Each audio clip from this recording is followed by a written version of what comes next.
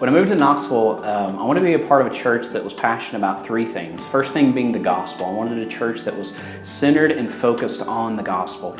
That everything was about Christ-centeredness, that we look through gospel-centered glasses as if we're looking through the world through gospel-centered glasses. I want to be a part of a church that really looked like that and lived that out. The next thing I wanted to be a part of a church was I wanted to be very passionate about community, living life together, where they spend time together. It wasn't just a Sunday event of gathering together on Sundays, but it was something where they're living life together. And the third thing was missions and evangelism. I wanted to be a part of a church that was very passionate about sharing the gospel, getting the gospel to the nations, whether that be next door or around the world. I want to be part of a church that was part of that.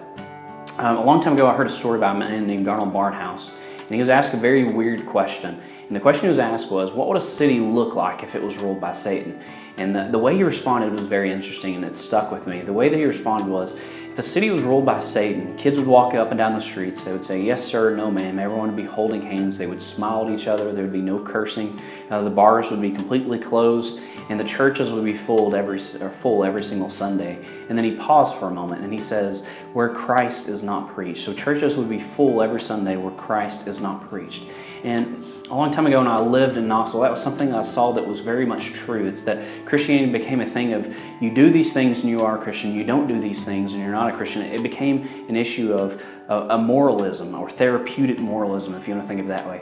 And I want to be a part of a church that was very passionate about not what would Jesus do, but what has Jesus done for us on the cross. And once we understand what Jesus has done for us on the cross, it's not what would Jesus do that saves us, but what he has done that saves us. And in light of that fact, we then pursue good works. We then go out and do good works.